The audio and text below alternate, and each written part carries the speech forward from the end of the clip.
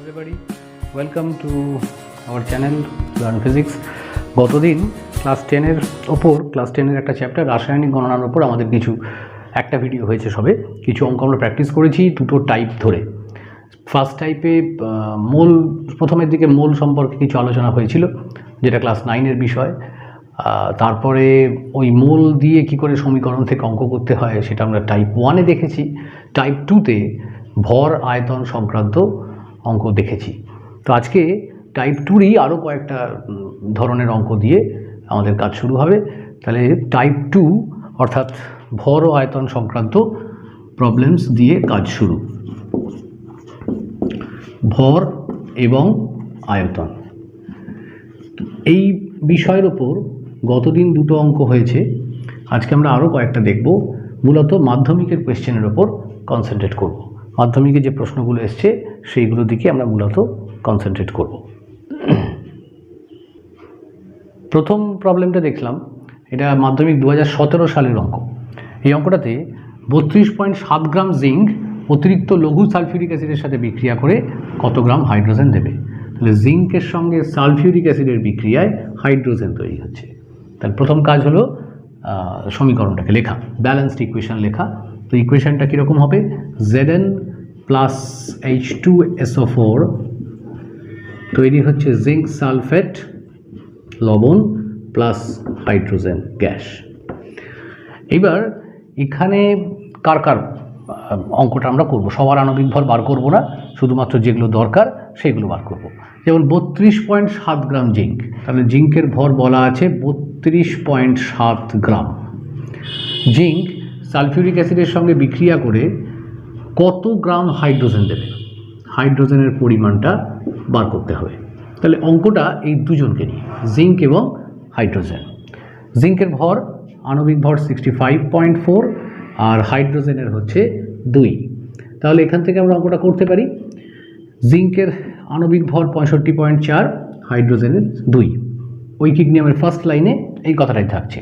তাহলে 65.4 গ্রাম জিঙ্ক থেকে 2 গ্রাম হাইড্রোজেন পাবো। 1 গ্রাম থেকে কত পাবো? 2/65.4। 32.7 গ্রাম থেকে কত পাবো? 2/65.4 গুণ 32.7। ফ্র্যাকশান দুটো এমনভাবে দিয়েছে 32.7 দিয়ে 65.4কে কাটলে 2 হয়ে যায়, 2 কেটে গিয়ে ফাইনাল অ্যান্সার আসছে 1 গ্রাম। তো তাহলে 1 গ্রাম হাইড্রোজেন এক্ষেত্রে আমরা পাচ্ছি। অ্যান্সারটা হলো 1 গ্রাম হাইড্রোজেন পাবো। এইভাবে ফার্স্ট প্রবলেমটা করা হলো। দ্বিতীয় অঙ্কটা মাধ্যমিক 2017 সালের অঙ্ক। এই অঙ্কটাতে বলছে ক্যালসিয়াম কার্বনেটের সাথে লঘু HCl এর বিক্রিয়ায় ক্যালসিয়াম ক্লোরাইড, কার্বন ডাইঅক্সাইড, জল উৎপন্ন হয়। পুরো সমীকরণের প্রোডাক্টসগুলো সবকটা বলা আছে। 50 গ্রাম ক্যালসিয়াম কার্বনেট থেকে এত গ্রাম ক্যালসিয়াম ক্লোরাইড, এত গ্রাম কার্বন ডাইঅক্সাইড, এত গ্রাম জল তৈরি করতে কতটা HCl লাগবে। তাহলে প্রথম কাজটা কী হবে? প্রথম কাজ হলো সমীকরণটাকে, ব্যালেন্সড ইকুয়েশনটাকে লিখে ফেলা। তো দেখা যাক। তাহলে ইকুয়েশনটা হচ্ছে এরকম, calcium carbonate plus HCl, calcium chloride তৈরি হলো, কার্বন ডাইঅক্সাইড তৈরি হলো, জল তৈরি হলো। HCl এর আগে একটা 2 বসালে ব্যালেন্সটা হয়ে যাচ্ছে। এবার ভর কী কী দিয়েছে, কোয়েশ্চেনটার সেকেন্ড সেন্টেন্সটা আরেকবার পড়ব। 50 gram calcium carbonate, 50 gram calcium carbonate থেকে 55.5 gram calcium chloride, 22 gram carbon dioxide, 22 gram carbon dioxide আর 9 গ্রাম জল তৈরি করতে হবে, 9 গ্রাম জল তৈরি করতে হবে। এবার এই অঙ্কটাতে তার জন্য HCl কতটা লাগবে, কোয়েশ্চেনটা এইটা, HCl কতটা লাগছে। এখন এই অঙ্কটা আমরা আণবিক ভর বার করে যেভাবে টাইপ 2 এর বাকি অঙ্কগুলো করেছি সেভাবে করতে পারি, যে 50 গ্রাম ক্যালসিয়াম কার্বনেটের সাথে কতটা HCl বিক্রিয়া করতে পারে সেটা করতে পারি। সেটা একটা প্রসেস। সেক্ষেত্রে বাকিদের ভরগুলো কোনো কাজে লাগছে না। আরেকটা মেথড হচ্ছে, যদি এরকম সমস্ত প্রোডাক্টের ভর বলে দেয়, বিক্রিয়ক, বিক্রিয়াজাত পদার্থ, মানে যারা রিয়াকশান করছে, যাদের প্রোডাক্টস, সবার ভর বলে দেয়, একজনেরটা বাদ রাখে। সেক্ষেত্রে আমরা রাসায়নিক বিক্রিয়ার, রাসায়নিক সমীকরণের, রাসায়নিক বিক্রিয়ারই বলা ভালো, আর একটা গুরুত্বপূর্ণ বৈশিষ্ট্য ব্যবহার করতে পারি, সেটা কি ভরের সংরক্ষণ, কনজারভেশন অফ মাস। অর্থাৎ বিক্রিয়ার আগে টোটাল ভর আর বিক্রিয়ার পরে টোটাল ভর সমান হবে, এই কনসেপ্টটাও ব্যবহার করা যায়।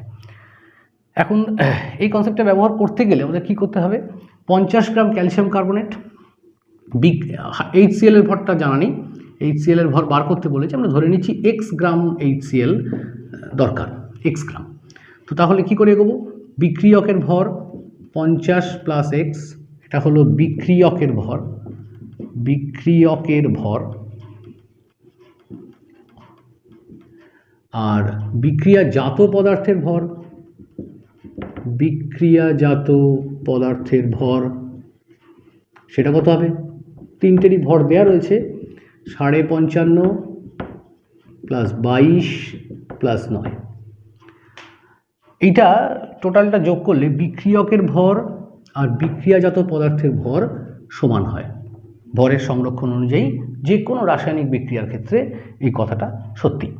তাহলে সেক্ষেত্রে আমি বলতে পারি 50 + x = 55.5 + 22 + 9।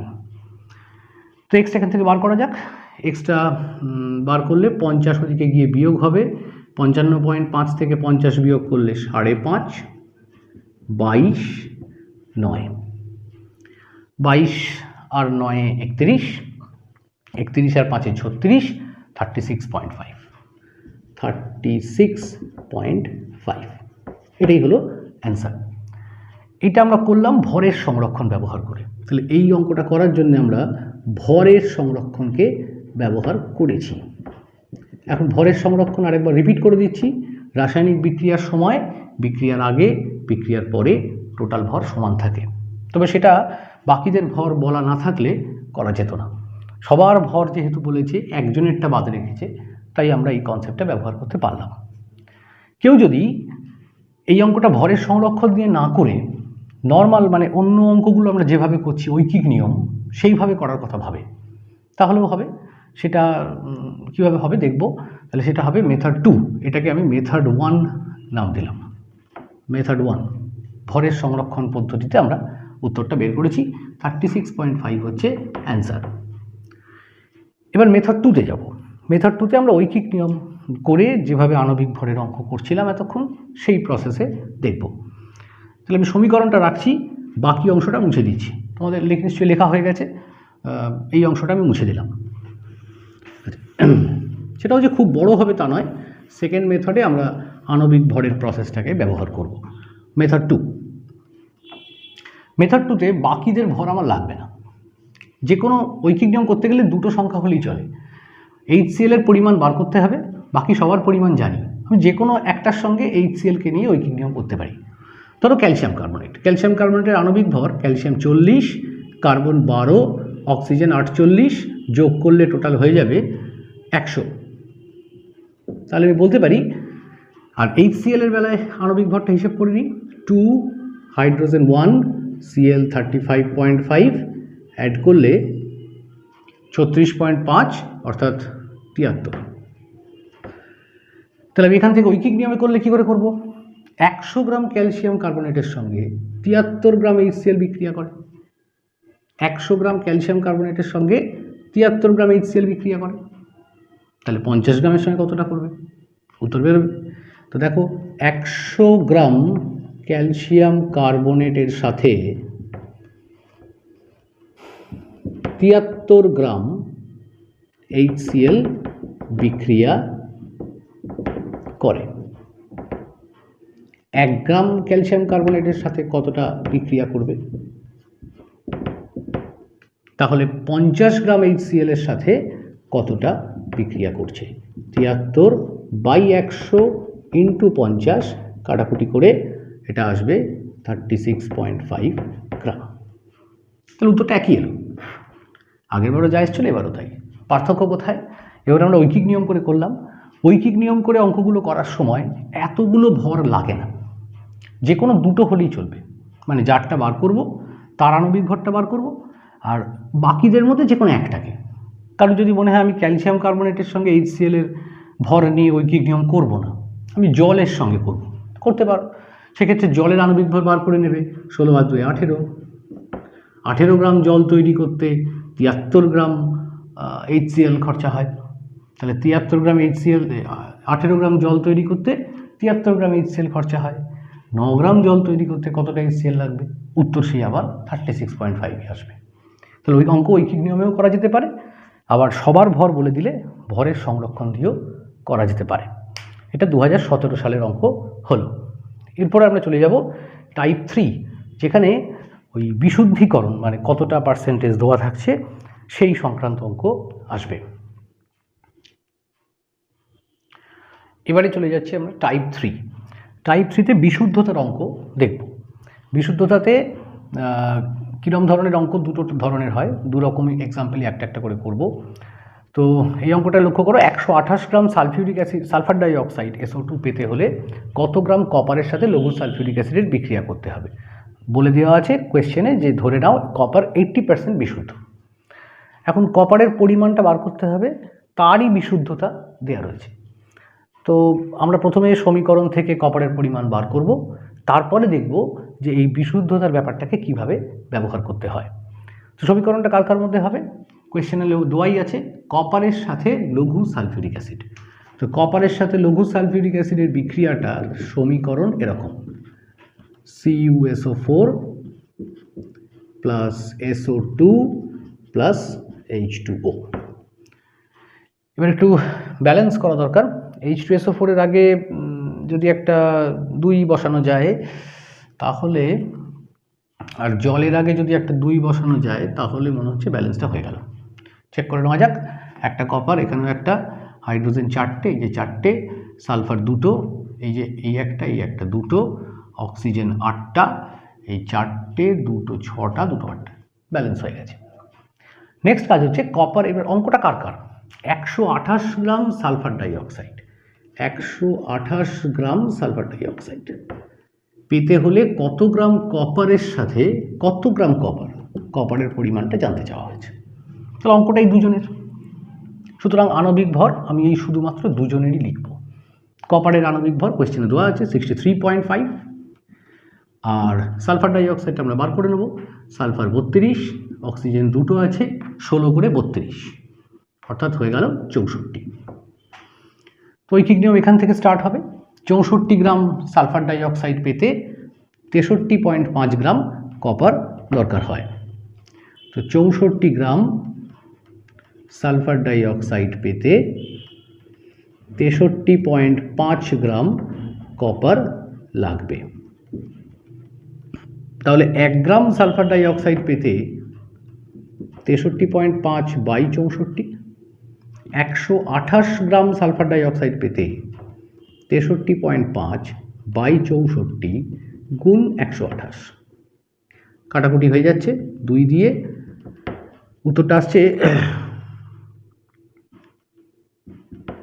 127.0 গ্রাম। এত গ্রাম কপার লাগবে, বিশুদ্ধ কপার। সমীকরণ থেকে ঐকিক নিয়ম করে যে পরিমাণটা বেরোয় সেটা হচ্ছে বিশুদ্ধ কপারের পরিমাণ বেরিয়ে গেল। এইবার এই বিশুদ্ধ কপারটাকে আমরা ব্যবহার করে এবার বিশুদ্ধতার প্রশ্নে আসবো, কত পার্সেন্ট বিশুদ্ধ। তাহলে 127 গ্রাম বিশুদ্ধ কপার লাগবে, এই অবধি কোনো সন্দেহ নেই। এবার মুশকিল হচ্ছে বাজার থেকে যে কপারটা আমি কিনে আনছি মার্কেট থেকে, সেটা 80% পিওর। মানে আমি যদি বাজার থেকে 127 গ্রাম কপারই কিনে আনি, তার 80% পিওর, 20% অন্যান্য জিনিস মিশে আছে। বাদ দেওয়ার পর আমি কিন্তু 127 গ্রাম কপার পাবো না। 127 থেকে 20% বাদ দিলে বাকি 80%টা পাবো। তাহলে আমরা কী বলতে পারি? এবার তাহলে বাজার থেকে কতটা কপার কিনবো সেইটা জানতে হবে, একটু বেশি কিনতে হবে, অবিশুদ্ধি বাদ দেওয়ার পর যাতে 127 গ্রাম পড়ে থাকে। তো আমি ধরে নিচ্ছি যে x গ্রাম কপার কেনা হলো,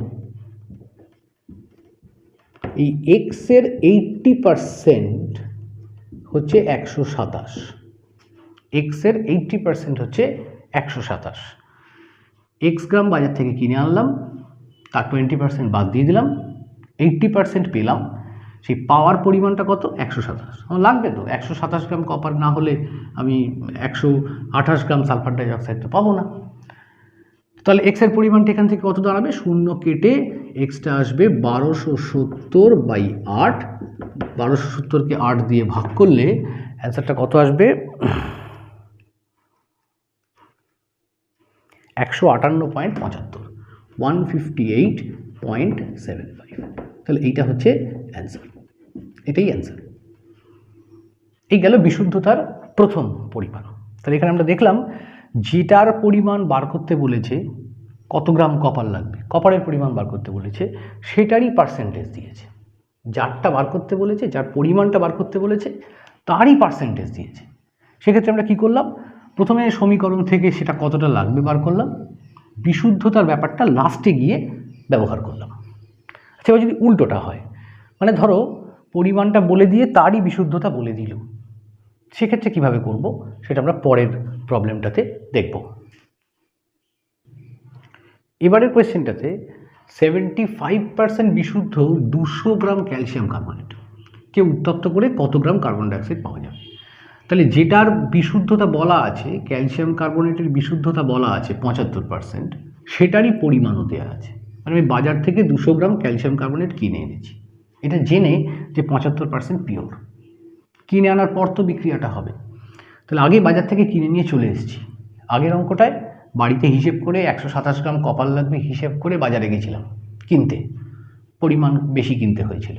এবার বাজার থেকে 200 গ্রাম ক্যালসিয়াম কার্বনেট কিনে এনেছি, এনে দেখছি সেটা 75% বিশুদ্ধ, বাকি 25% অন্যান্য জিনিস মিশে আছে। তো সেই 25% বাদ দেওয়ার পর কতটা অরিজিনাল ক্যালসিয়াম কার্বনেট চুনা পাথর আমার কাছে থাকলো সেটা প্রথম দেখে নেব। তো 200 গ্রাম নিয়ে এসছি, তার 75% হচ্ছে বিশুদ্ধ, তার 75% বিশুদ্ধ কাটাকুটি করলে 150 গ্রাম। অতএব আমি প্রথমেই জেনে গেলাম যে আমি বাজার থেকে 200 গ্রাম কিনে আনলেও অবিশুদ্ধি, অপ্রয়োজনীয় জিনিস বাদ দেওয়ার পর 150 গ্রাম ক্যালসিয়াম কার্বনেট আমার হাতে পড়ে থাকলো। দেয়ারফর ক্যালসিয়াম কার্বনেটের পরিমাণ হলো 150। লক্ষ্য করো পার্সেন্টেজের ব্যাপারটা প্রথমেই কাজে লাগিয়ে দিলাম ফার্স্টে। এবার সমীকরণের দিকে যাব। ক্যালসিয়াম কার্বনেটকে উত্তপ্ত করলে ক্যালসিয়াম অক্সাইড আর কার্বন ডাই অক্সাইড পাওয়া যায়, ব্যালেন্স হয়ে আছে। এবার 150 গ্রাম ক্যালসিয়াম কার্বনেট আমি পেয়েছি, ঝাড়াই বাছাই করার পর ধুলো ময়লা বাদ দেওয়ার পরে 150 গ্রাম ক্যালসিয়াম কার্বনেট আমি পেয়েছি। কতটা কার্বন ডাই অক্সাইড তৈরি হবে এটা কোয়েশ্চেন। সুতরাং প্রশ্নটা এই দুজনকে নিয়ে কোয়েশ্চেনটা। তাহলে এদের আণবিক ভরটা বার করলেই কাজ হয়ে যাচ্ছে। ক্যালসিয়াম কার্বনেটের আণবিক ভর খুবই পপুলার যৌগ, ক্যালসিয়াম 40, কার্বন 12, অক্সিজেন 48, যোগ করলে হয় 100, জানা আছে। আর কার্বন ডাই অক্সাইড সেটাও মোটামুটি মনে থাকার কথা, অনেক সমীকরণে থাকে 44। তো এবার ঐকিক নিয়ম, 100 গ্রাম ক্যালসিয়াম কার্বনেট থেকে 44 গ্রাম কার্বন ডাই অক্সাইড পাই।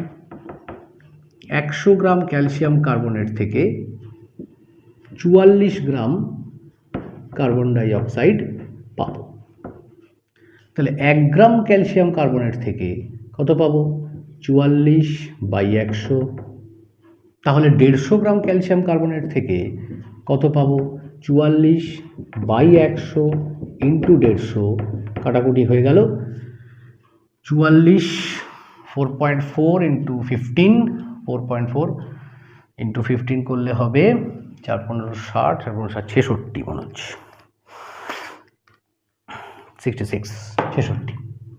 66 গ্রাম হয়ে গেল। তাহলে 66 গ্রাম কার্বন ডাই অক্সাইড পাওয়া গেল। এবার কোয়েশ্চেনে যদি কার্বন ডাই অক্সাইডের পরিমাণ জেনে গেছি, এখন কার্বন ডাই অক্সাইড যেহেতু গ্যাস, সুতরাং এসটিপিতে তার আয়তন কত জিজ্ঞেস করতে পারে, মোল সংখ্যাটাও জিজ্ঞেস করতে পারে। তো কার্বন ডাই অক্সাইডের আয়তন কী করে বার করব? 44 গ্রাম যদি আয়তন দিত, যদি আয়তন বার করতে বলতো, তাহলে আমরা এর সঙ্গে কী করতাম? আয়তন যদি বার করতে বলে সেক্ষেত্রে কী করে এগোবো? 44 গ্রাম কার্বন ডাই অক্সাইড মানে 1 মোল, আর 1 মোলের আয়তন হয় 22.4 লিটার, অর্থাৎ 44 গ্রাম কার্বন ডাই অক্সাইডের আয়তন হচ্ছে 22.4 লিটার। 1 গ্রামের আয়তন বাই 44, 66 গ্রামের আয়তন ইন্টু 66, এইভাবে হিসেব করা যায়। 44 আর 66 কাটাকুটি করা যাবে 11 দিয়ে কেটে উত্তরটা ফাইনালি কত আসবে আমি দেখে নিচ্ছি একবার। আসবে 33.6। তাহলে আয়তনও বেরিয়ে গেল। যদি আয়তন জিজ্ঞেস করে, কোয়েশ্চেনে আরেকটা পার্ট দিয়ে দেয়, আয়তন জিজ্ঞেস করে, আয়তনটা বার করতে পারছি। আচ্ছা, এই গেল বিশুদ্ধতার ব্যাপার। সুতরাং বিশুদ্ধতার অঙ্ক দুটো টাইপের হয়, যেটার পরিমাণ বলে দিচ্ছে তারই বিশুদ্ধতার পার্সেন্ট যদি বলে দেয় তাহলে আমরা সেটা প্রথমেই হিসেব করে নিচ্ছি যে কতটা পেলাম। আর যার পরিমাণ বার করতে দিচ্ছে বলে দেয়নি, পরিমাণ বলে দেয়নি, বার করতে দিয়েছে, সেইটার বিশুদ্ধতাও বলে দিয়েছে, সেক্ষেত্রে আমরা আগে সমীকরণ থেকে দেখে নেব ওর পরিমাণটা কত, তারপর লাস্টে গিয়ে বিশুদ্ধতার কনসেপ্টটা কাজে লাগিয়ে দেখব যে বাজার থেকে কতটা আমাকে তাহলে কিনতে হবে। তো দু রকম ধরনের অঙ্ক হতে পারে। এরপর আর একটা টাইপ বাকি আছে, টাইপ 4।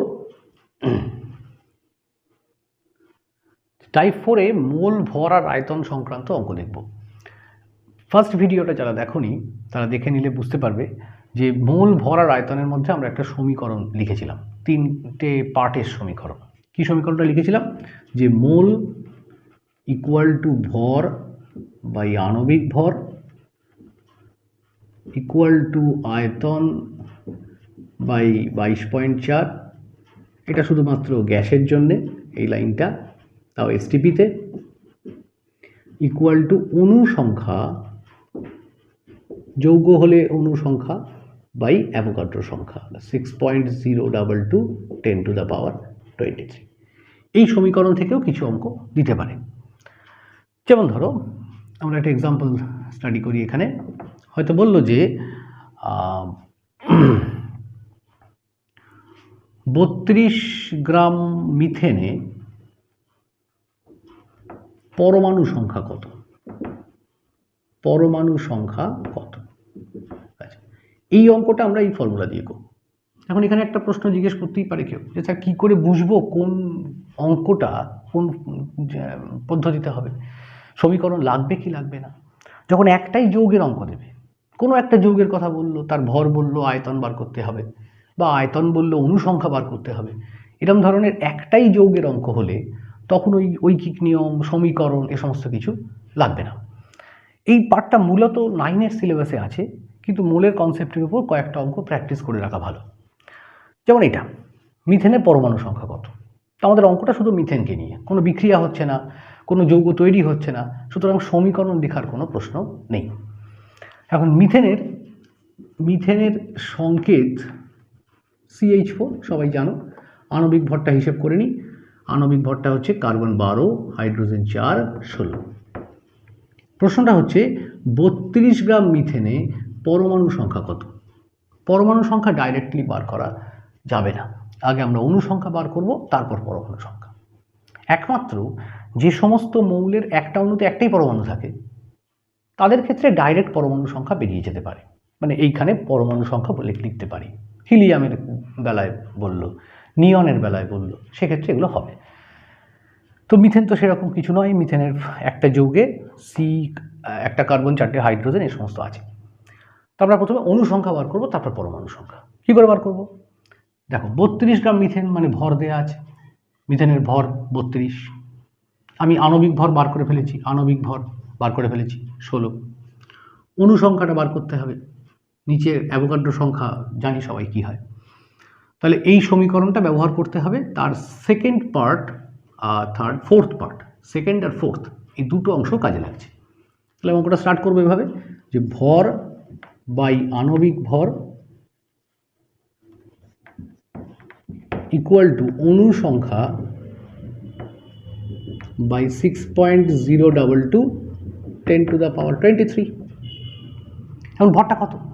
ভরটা হচ্ছে 32 গ্রাম, তাহলে ভর হচ্ছে 32, আণবিক ভর বার করা হয়েছে 16, অণু সংখ্যা সেটা বার করতে চাইছি, অণু সংখ্যা, আর অ্যাভোগাড্রো সংখ্যা তো জানাই আছে 6.022 10⁻23। 16 আর 32 কাটাকুটি করলে 2, অণু সংখ্যাটা তাহলে বেরিয়ে গেল 2 গুণ